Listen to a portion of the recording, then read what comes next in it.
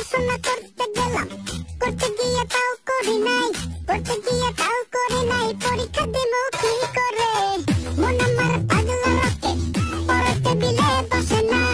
সুপ্রিয় শিক্ষার্থী আসসালামু আলাইকুম। তো আজকে আমরা সৃজনশীল প্রশ্নে সবচেয়ে বেশি নাম্বার পাওয়ার জন্য 10-এর ভিতর 10 কিভাবে পাওয়া যাবে সেই বিষয় নিয়ে আলোচনা করব।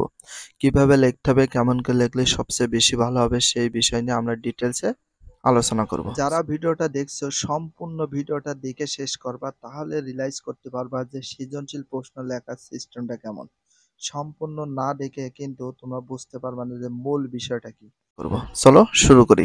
তো দেখো, সৃজনশীল প্রশ্ন কন্ডিশন আছে। দেখো, সৃজনশীল প্রশ্নে 10-এর মধ্যে 10 পাওয়ার জন্য করণীয় কিছু শর্ত আছে। 10-এর ভিতর 10 পাওয়া কিন্তু ইজি, বাট সেই কন্ডিশনগুলো অবশ্যই মানতে হবে, তারপরে কিন্তু তুমি 10-এর ভিতর 10 পেয়ে যাবে। তো দেখি করণীয় শর্তগুলো কি কি আছে, এইগুলো মেনে চলতে হবে ফার্স্ট টাইমে। এটা 1 নাম্বার শর্ত হচ্ছে সঠিকভাবে উত্তর দিতে হবে। সঠিকভাবে উত্তর বলতে এখানে কোনো ভুল করে উত্তর দেয়া যাবে না, সঠিক অ্যান্সারই দিতে হবে। 2 নাম্বার সঠিক বানান লিখতে হবে। যখন আমরা সৃজনশীল প্রশ্ন লিখি অনেকের বানান ভুল হয়, তো বানান ভুল করা যাবে না। 10-এর ভিতর 10 পাওয়ার জন্য এই শর্তগুলো মানতে হবে। 3 নাম্বার দেখো, উত্তর ধারাবাহিকতা বা পর্যায়ক্রমে লিখতে হবে। তো উত্তর ধারাবাহিকতা বা পর্যায়ক্রমে লেখা বলতে কি বোঝায় সেটা তোমাদেরকে বলি। তো যে কোনো একটা গল্প যদি আমরা প্রথমে বললাম, তারপরে শেষে বললাম, মাঝখানে বললাম, এইভাবে যদি লিখি তাহলে সেটা ধারাবাহিক হয় না। যে কোনো গল্প, যে কোনো প্রশ্নের একটা পর্যায়ক্রম আছে, ধারা আছে, সে ধারা বা পর্যায়ক্রম ভাবে লিখতে হবে। যেমন আমরা প্রতিদিন সকালে ঘুম থেকে উঠি, ওঠার পরে কি করে খাওয়া দাওয়া করি, ফ্রেশ হই, একদম সিরিয়ালে সকাল থেকে সন্ধ্যা পর্যন্ত যা করি সেটা কিন্তু ধারাবাহিকভাবে করি সকাল থেকে সন্ধ্যা পর্যন্ত। তো সেম ভাবে প্রশ্নের উত্তরগুলো ধারাবাহিকতা বা পর্যায়ক্রমে লিখতে হবে। 4 নাম্বার আছে দেখো, সাধু বা চলিত ভাষা মেশানো যাবে না। তো সাধু বা চলিত ভাষা মিক্স করা যাবে না, কারণ হচ্ছে সাধু আর চলিত মিক্স করলে যে প্রশ্ন লেখা হয় সেটা প্রাঞ্জলতা হারিয়ে যায়। ফর দিস রিজন অবশ্যই বইয়ের ভাষাটা ব্যবহার করতে হবে, সাধু আর চলিত মিক্স করা যাবে না। তাহলে কি ভাষা ইউজ করব? চলিত ভাষা বা বইয়ের ভাষা লেখা। তো চলিত ভাষা আমরা ইউজ করব, কারণ আমরা যে ভাষায় কথা বলছি সেম সেই ভাষায় কিন্তু আমরা প্রশ্নগুলোর উত্তর দিতে পারি। কোনো আঞ্চলিক ভাষায় লিখতে পারবা না, অথবা সাধু আর চলিত মিক্স করা যাবে না, চলিত ভাষা লিখতে হবে। বেশিরভাগ কিন্তু আমাদের বইগুলো চলিত ভাষায় লেখা, বইয়ের ভাষাটা ফলো করতে হবে। ঠিক আছে, চলিত ভাষা কেমন সেটা তোমাদের প্রশ্নের ভিতর দেখিয়ে দেব। 6 নাম্বার দেখো, হাতের লেখা সুন্দর করতে হবে।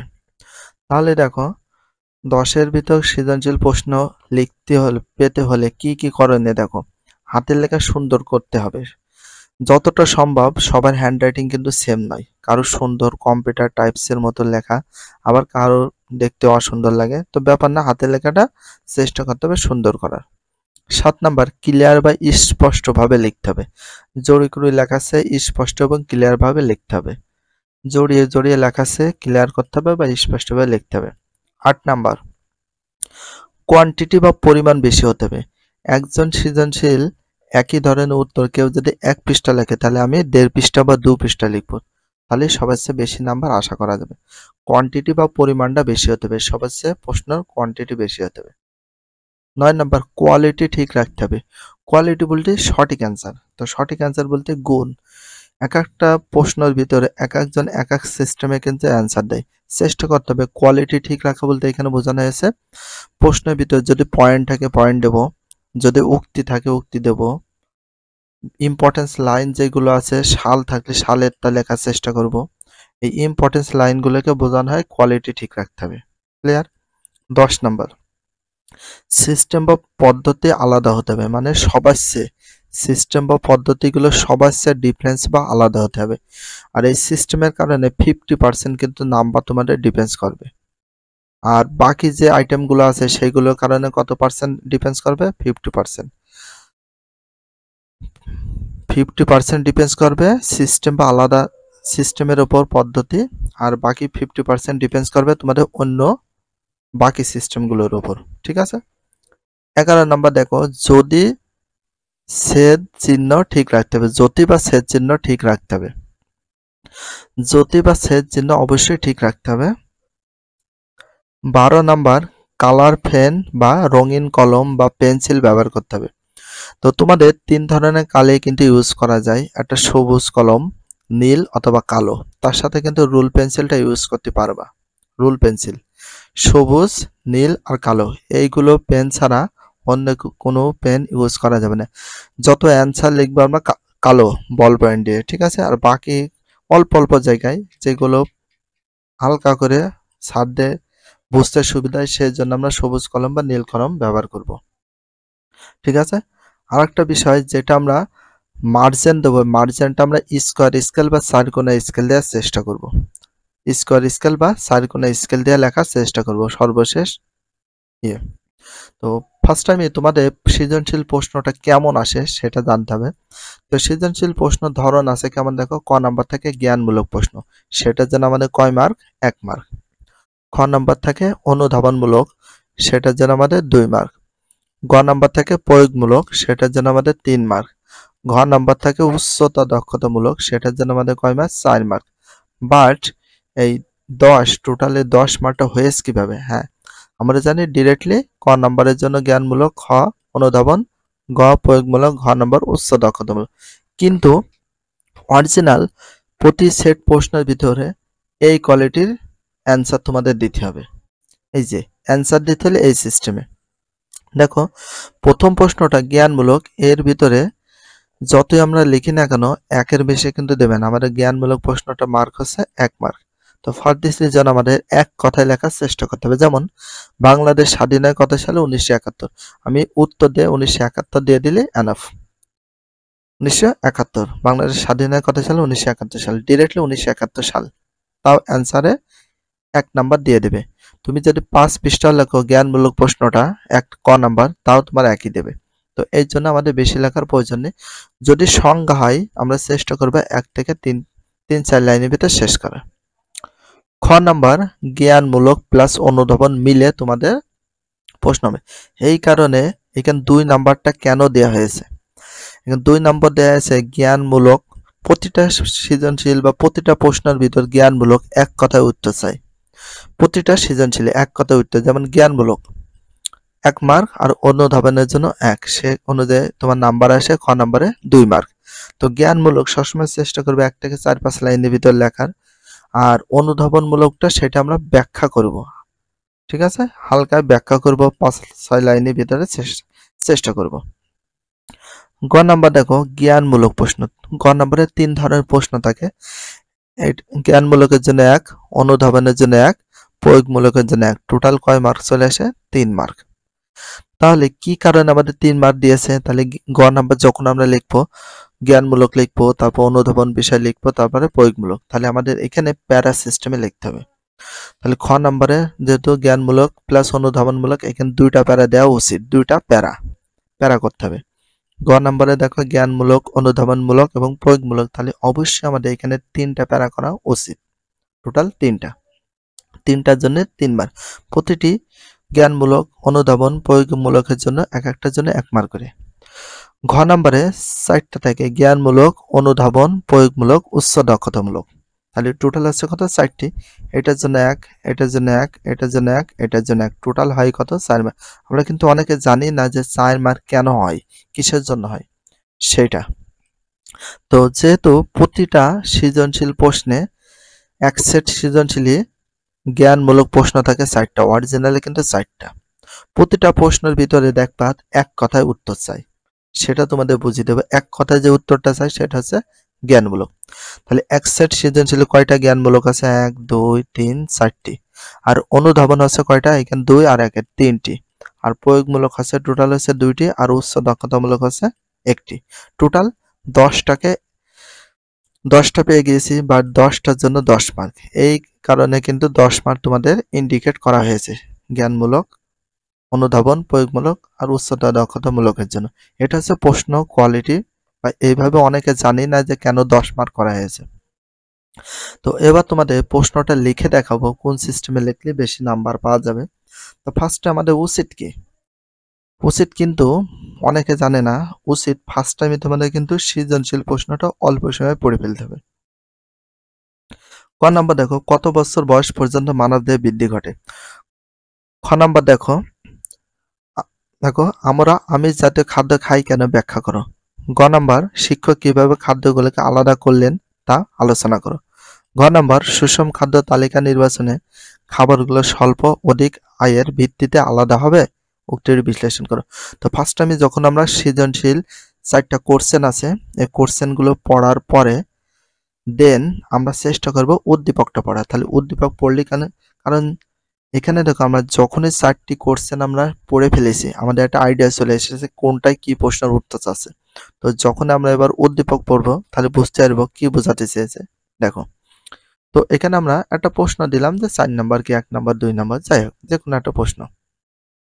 তো এই প্রশ্নটা দিয়ে তোমাদের বোঝাবো কিভাবে লিখতে হবে। বিজ্ঞান শিক্ষক সোহেন সাহেব ক্লাসে বিভিন্ন খাদ্য উপাদান সম্পর্কে বিস্তারিত বললেন। বিজ্ঞান শিক্ষক সোহেন সাহেব একটা নাম, তিনি হচ্ছে ক্লাস নিচ্ছিল, ক্লাসে বিজ্ঞান মানে বিভিন্ন খাদ্য উপাদান সম্পর্কে বিস্তারিত বলেন। এরপর তিনি কিছু খাদ্যকে ছক আকারে খাদ্য উপাদানের ভিত্তিতে আলাদা করেন ছকের মাধ্যমে। যেমন খাদ্যগুলো হলো ইলিশ মাছ, মুরগি, ডিম, চর্বিযুক্ত মাংস, মসুর ডাল, দই, ভাত, গোল আলু, চিনি, তেল, মিষ্টি কুমড়া, ফুলকপি, টমেটো, ছোট মাছ, ছোলা, আইসক্রিম, রুটি, মধু, ঘি, পুঁইশাক, কাঁঠাল এবং আম। এখানে যেগুলো দেখতে পাচ্ছি এগুলো কিন্তু পুষ্টিকর খাদ্য। তো ক নাম্বার প্রশ্নটা কি বলা হয়েছে দেখো, কত বছর বয়স পর্যন্ত মানবদেহে বৃদ্ধি ঘটে? এখানে যে প্রশ্নটা আছে এটা কিন্তু ডিরেক্টলি একটা অ্যান্সার চেয়েছে জ্ঞানমূলক প্রশ্নর, সরাসরি তোমাদের উত্তরটা দিয়ে দিতে হবে। তো এটার জন্য 1 মার্ক। তো এটা কিভাবে লিখলে বেশি নাম্বার পাওয়া যায়, কোন সিস্টেমে সৃজনশীল লিখবে এবার দেখবো। তাহলে এটার অ্যান্সার আমরা কিভাবে দেব, যে কত বছর বয়স পর্যন্ত মানবদেহে বৃদ্ধি ঘটে, এবার লেখা সিস্টেম বা কোয়ালিটি দেখাবো।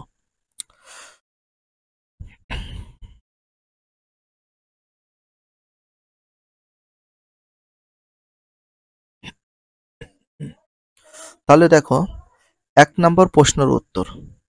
তো ফার্স্টে আমরা কি লিখবো, 1 নম্বর প্রশ্নের উত্তর, এটা কিন্তু দেবো আমরা কালার পেন নীল। এখানে যে পেনটা ইউজ করবে সেটা নীল। বাট তার আগে আরেকটা কথা বলি, তোমরা স্কোয়ার স্কেলের নাম শুনেছো, যেটা হচ্ছে 4 কোণা স্কেল। এই স্কেল দিয়ে মার্জিন দিয়ে যদি কোনো সৃজনশীল লেখা যায় সেই সুন্দর লাগে। তো ফর দিস রিজন অবশ্যই তোমরা 3 ধরনের পেন ইউজ করতে পারবে, সবুজ, নীল আর কালো, আর পেন্সিল, রুল পেন্সিল। তো এখানে দেখো 1 নম্বর প্রশ্নের উত্তর, এইটা যখন লিখবো এখানে আমরা স্টার অথবা হ্যাশ দিতে পারি, স্টারও দিতে পারি অথবা হ্যাশ, যা সৌন্দর্য ইনক্রিজিং এর জন্য এখানে স্টার অথবা হ্যাশ দিতে পারি, একটা করে হয়। আমরা স্টার দিয়েছি, তোমরা স্টার দিতে পারো, দিয়ে একটা আন্ডারলাইন করে দিবা। তাহলে 1 নম্বর প্রশ্ন উত্তর, তার মানে এখানে আমরা 1 নম্বর প্রশ্নের উত্তরই লিখছি। এবার দেখো ক দেবো, দেখো এটা দশমিক, তারপর ফার্স্ট ব্র্যাকেট উত্তর কোলন দিয়েছি, দেখো নিচে একটা আন্ডারলাইন করে দিবা। আন্ডারলাইনটা শুধুমাত্র উত্তরের নিচে দিবা, কেউ চাইলে ডাবল আন্ডারলাইন করতে পারে, আরো সুন্দর লাগবে। এইটুক সম্পূর্ণ সবুজ পেন দেবো। কেন দেবো সবুজ পেন, কারণ হচ্ছে যখন আমরা সৃজনশীল লিখি, দেখো ছাত্ররা ক্লিয়ার ভাবে বুঝতে পারবে ক নাম্বার প্রশ্ন কোথায়, খ নাম্বার প্রশ্ন কোথায়। যখন তোমরা কালোটা ইউজ করো, কালো পেন, ডিরেক্টলি এখানে কিন্তু ভালো ক্লিয়ার বোঝা যায় না, কিন্তু এখানে দেখো সব ক্লিয়ার বোঝা যাচ্ছে, ক নাম্বার, খ নাম্বার, কয় নাম্বার প্রশ্ন ক্লিয়ার, একদম ক্লিয়ার কাট বোঝা যাচ্ছে। তাহলে আমরা এখানে কি করব, যে এই সিস্টেমে দেব, নিচে আন্ডারলাইনটা দেব। এইভাবে তোমরা দিয়ে 4 কোণা স্কেল দিয়ে দেখে নাও কেমন সুন্দর লাগে। আর 4 কোণা স্কেল বা স্কোয়ার স্কেল যখন আমরা মার্জিন দেবো চারিদিকে, তো এইটার জন্য তোমাদের সবুজ পেন ইউজ করলে সবচেয়ে বেশি সুন্দর লাগে, দেখতে আরো বেশি ভালো লাগবে সবুজ পেন 4 কোণা স্কেল দিয়ে মার্জিনটা। তো এখন আমরা দেখি এখানে বলা হয়েছে কত বছর বয়স পর্যন্ত মানবদেহে বৃদ্ধি ঘটে। এখানে আমরা দিয়ে দেবো মানবদেহের বৃদ্ধি 20 থেকে 24 বছর বয়স পর্যন্ত ঘটে। আমি এত না লিখে আমি যদি লিখে দিতাম 20 থেকে 24 বছর লিখে দিলে হয়ে যেত, কিন্তু এটা সৌন্দর্য বৃদ্ধি করার জন্য আমরা এটা দিয়েছি, ঠিক আছে। দেখো মানবদেহ বৃদ্ধি 20 থেকে 24 বছর বয়স পর্যন্ত ঘটে, এইটা হলো 1 মার্ক। তারপরে আবার কি, এটা বাদে যদি কিছু হয় তাও 1 মার্ক দেবে, বড় হলো 1 মার্ক, ডিরেক্টলি শুধু এইটুক দিলে হবে। তবে দিতে পারো তোমরা এক লাইন ক্লিয়ার ভাবে বোঝানোর জন্য। বাট ক নাম্বার যখন লিখবো তো 1 নম্বর প্রশ্ন উত্তর পরে ক নাম্বার নিচ থেকে লিখবো। লেখার পরে এখানে আমরা একটা ফিনিশিং সিম্বল দেবো, মানে শেষ। এইরকম দিয়ে দেবো। এই পেনটা কি পেন ইউজ করবো? সবুজ পেন। অবশ্যই ফিনিশিং সিম্বলটা তোমরা কি ইউজ করতে পারো? সবুজ পেন ইউজ করতে পারো, দেখতে আরো কিন্তু সুন্দর লাগবে। ঠিক আছে, এটার অর্থ হচ্ছে ক নাম্বারের উত্তর এখানে শেষ। এটা সবুজ পেন ব্যবহার করবো ফিনিশিং সিম্বল। তো অনেকে কি কি ইউজ করতে পারবে ফিনিশিং সিম্বলের ভিতরে? এখানে দেখো তুমি সিঙ্গেল ভাবে দিতে পারো, তারপরে এরকম হ্যাশও দিতে পারো, অথবা তোমরা ইংলিশে লিখতে পারো দা এন্ড, আবার বাংলায় দিতে পারো কি সমাপ্ত, দন্তেস ময়াকার পয়েতে সমাপ্ত। এইগুলো নিচে ঠিক সোজা মাঝখানে দিতে পারো। বাট সবচেয়ে বেশি সুন্দর লাগবে তোমাদের এইটা দিলে সবচেয়ে বেশি ভালো লাগে। তো কি সিস্টেমে লিখতে হবে, কি কি পেন ব্যবহার করলে সুন্দর লাগে খাতাগুলো, সেই বিষয়। তো এখন খ নম্বর প্রশ্নটা কি চেয়েছে দেখো, আমরা আমিষ জাতীয় খাদ্য কেন খাই বা খাই কেন? দেখো এখানে ডিরেক্টলি কিন্তু একটা কোশ্চেন করেছে, আমরা আমিষ জাতীয় খাদ্য খাই কেন, কেন খাই। এখানে কিন্তু একটা জ্ঞানমূলক প্রশ্নের উত্তর চেয়েছে ডিরেক্টলি, চাইনি। তার সাথে বলেছে কেন খাই সেটাকে আবার ব্যাখ্যা করব। তাহলে অবশ্যই আমরা এখানে কয়টা প্যারা করব? খ নম্বরে 2টা প্যারা। এই যে এখান থেকে একটা প্যারা আর এখান থেকে একটা প্যারা, কয়টা প্যারা হলো? 2টা। অবশ্যই আমরা 2টা প্যারার মাধ্যমে লেখার চেষ্টা করব। ঠিক আছে, খ নম্বর উত্তরটা তোমাদের প্রথম লাইন 1 থেকে 4 লাইনের ভিতর শেষ করতে হবে। প্রথম প্যারা 1 থেকে 4 লাইনের ভিতর লিখে শেষ করব, কারণ প্রথম যেটা চেয়েছে সেটা হচ্ছে জ্ঞানমূলক। তো জ্ঞানমূলকের সাথে আমরা হালকা একটু 2 লাইন বেশি লিখতে পারি, তার কোনো সমস্যা নেই। প্রথম প্যারাটা 1 থেকে 4 লাইনের ভিতর শেষ করার চেষ্টা করব। কাউন্ট করে লেখার দরকার, কারণ 1 লাইনে হতে পারে, 2 লাইনে হতে পারে, 3 লাইন, 4 লাইনে বেশি লেখার দরকার নেই প্রথম প্যারা, কারণ জ্ঞানমূলক। তো এখানে ডিরেক্টলি অ্যান্সার চেয়েছে কি দেখো, আমরা আমিষ খাদ্য খাই কেন, খাই কেন কারণটা লিখতে হবে। এইটুকুর ভিতরে কারণ লিখে ফেলবো, সঠিক উত্তর এইটুকুই হয়ে যাবে। আমাদের দেহে কোষের গঠন এবং কার্যাবলী আমিষের সাহায্যে নিয়ন্ত্রিত হয়। আমিষ একটি গুরুত্বপূর্ণ উপাদান যা আমাদের শরীরের জন্য অত্যন্ত প্রয়োজনীয় উপাদান। হ্যাঁ, আমাদের দেহের গঠন, কোষের গঠন আমিষের নিয়ন্ত্রিত হয়ে থাকে, এই জন্য আমরা আমিষ জাতীয় খাদ্য খাই। এবার ওই সম্পর্কে আমরা কি করবো একটু ব্যাখ্যা। তাহলে ব্যাখ্যাটা কিভাবে করব? দ্বিতীয় প্যারায় ব্যাখ্যা করব। তো প্রথম প্যারা আমরা 1 থেকে 4 লাইনের ভিতরে শেষ করব, আর দ্বিতীয় প্যারা কয় লাইন শেষ করব? 10 থেকে 12 লাইনের ভিতর আমরা লেখার চেষ্টা করব। 10 থেকে 12 লাইন দ্বিতীয় প্যারাটা যেটা আমরা ব্যাখ্যা করব, অনুধাবন প্রশ্ন বলা হয়। এটাকে কি ধরনের প্রশ্ন বলা হয়? অনুধাবনমূলক। এই যে অনুধাবনমূলক বলা হয়। দ্বিতীয় 2টা প্যারা হবে এখানে, 2 মার্ক। তাহলে দেখো, এছাড়া দেহের অস্থি, পেশি, লোম, নখ প্রভৃতি আমিষ দিয়ে তৈরি হয়, তাই দেহে কোষের গঠন ও কার্যাবলী সুষ্ঠুভাবে সম্পাদনের জন্য আমরা আমিষ জাতীয় খাদ্য খাই। যখন দেহে চর্বি ও শর্করার অভাব দেখা যায় তখন প্রোটিন তাপশক্তি উৎপাদনে কাজ করে। রোগ সৃষ্টিকারী রোগ জীবাণুকে প্রতিরোধ করার জন্য অ্যান্টিবডি তৈরি করা আমিষের একটি গুরুত্বপূর্ণ কাজ। মানসিক বিকাশ ও মস্তিষ্কের বিকাশের জন্য আমিষ অপরিহার্য উপাদান। তো এটা তোমাদেরকে দেখালাম। খ নাম্বারটা কয়টা প্যারায় লিখতে হবে? 2টা প্যারা। তো এটাকে তোমরা বলে দিলাম যে 1 থেকে 4 লাইনে শেষ করবা, দ্বিতীয় প্যারাটা 10 থেকে 12 লাইন।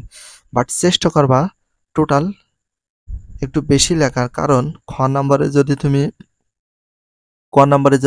1-এর ভিতরে 1 পাও, দেখতে কিন্তু আরো ক নাম্বারে 1-এর ভিতরে যদি 1 পাও, খ নাম্বারে 2 পেতে হলে একটু বেশি লিখলে তো আমাদের সমস্যা নেই।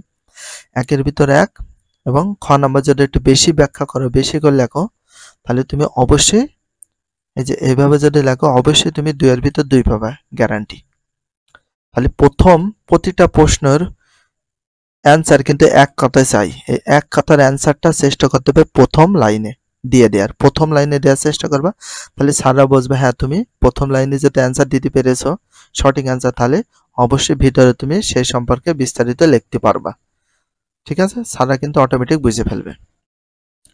এবার আমাদের উচিত ক গেল, এবার বলেছে গ, শিক্ষক কিভাবে খাদ্যগুলোতে আলাদা করলেন তা আলোচনা করো। কিভাবে আলাদা করলেন তা আলোচনা করতে বলেছে। তো আমাদের উচিত হয়েছে এটা কয় প্যারায় করা? 3 প্যারা। যারা 6 তারা 2টা প্যারায় শেষ করতে পারো, যারা 10-এ আছো, যারা বেশি বড় করে প্রশ্ন লিখবা তারা অবশ্যই 3টা প্যারা দেওয়ার চেষ্টা করবা। আমি প্রতিটা প্রশ্নর 3-4টা সিস্টেমে লেখার কোয়ালিটি দিয়ে দেব, তোমরা একটু দেখো ভিডিওটা A to Z। তো এখানে গ নাম্বার উত্তরটা কি চেয়েছে, ডিরেক্টলি অ্যান্সার দিতে হবে প্রথম প্যারায়। শিক্ষক কিভাবে খাদ্যগুলোতে আলাদা করলেন, এই যে কিভাবে করলেন, তাহলে এক কথায় উত্তর দেখো জ্ঞানমূলক। গ উত্তর দেখো এখানে কালার পেন ইউজ করেছি, এই সিস্টেমে করবা।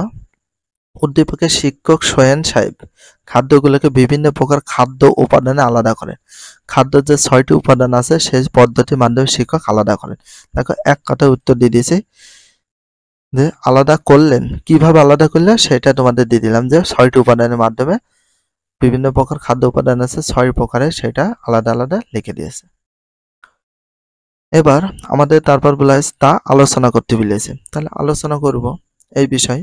তাহলে এখানে আমাদের চেষ্টা করতে হবে এই যে আমরা এইভাবে যারা 2টা প্যারায়, গ নাম্বারে উচিত ছিল 3টা প্যারা করা, তোমাদের তো শিখিয়ে দিয়েছি গ নাম্বারে উচিত জ্ঞানমূলক, অনুধাবন, প্রয়োগমূলক, কিন্তু যারা 2টা প্যারা করবা তারা এইভাবে করতে পারো।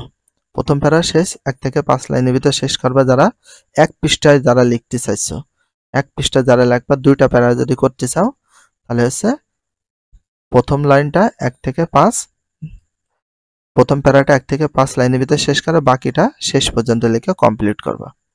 আর সকলে তো জানো 1 পৃষ্ঠায় কমপক্ষে 16 লাইন পর্যন্ত লিখবা, নিম্ন 16, আর বেশি লিখলে লিখতে পারো 16 লাইন লিখলে এনাফ। তাহলে উত্তরগুলো কি দেওয়া আছে দেখো, এটা 6টি উপাদান সম্পর্কে আমরা আলোচনা করব। শর্করার ভিতর আছে ভাত, গোল আলু, চিনি, রুটি, মধু ইত্যাদি। আমিষের ভিতর আছে ইলিশ মাছ, মুরগির ডিম, মসুর ডাল, মাছ, ছোলা ইত্যাদি গুরুত্বপূর্ণ প্রয়োজনীয় খাদ্য। তারপর আছে স্নেহ পদার্থ, চর্বি, মাংস, দই, ঘি, আইসক্রিম, তেল ইত্যাদি ফ্যাট বা লিপিড। লিপিড নামের এক প্রকার জৈব পদার্থকে নির্দেশ করে থাকে। ভিটামিনের খনিজ লবণ, শাকসবজির ভিতরে আছে মিষ্টি কুমড়া, ফুলকপি, টমেটো, পুঁই শাক ইত্যাদি খাদ্য উপাদান। ভিটামিন, খনিজ লবণ, ফল, কাঁঠাল, আম ইত্যাদি ফল জাতীয় খাবার শরীরের জন্য অত্যন্ত উপকারী এবং এর বহুবিধ কাজ রয়েছে,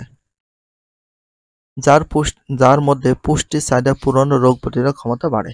তো এইগুলো আমরা লিখলাম খ নাম্বার। যারা ছোট করে প্রশ্ন লিখতে চাও গ নাম্বারে ছোট এবং 1 পৃষ্ঠা যারা গ নাম্বারে লিখে শেষ করতে চাও তারা 2টা প্যারা যারা করবা, প্রথম প্যারাটা শেষ করবে 1 থেকে 5 লাইন, আর দ্বিতীয় প্যারা শেষ করবে আমরা শেষ পর্যন্ত, আর 1 পৃষ্ঠা কমপক্ষে 16 লাইন পর্যন্ত লিখতে পারবা।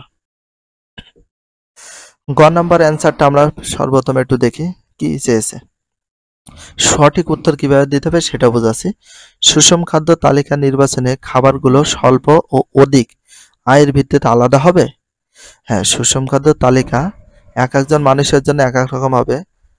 খাবারগুলো স্বল্প যারা আয় করে তাদের জন্য আলাদা তালিকা হবে, অধিক যারা আয় করে তাদের জন্য আলাদা তালিকা হবে, সেটাই বলেছে।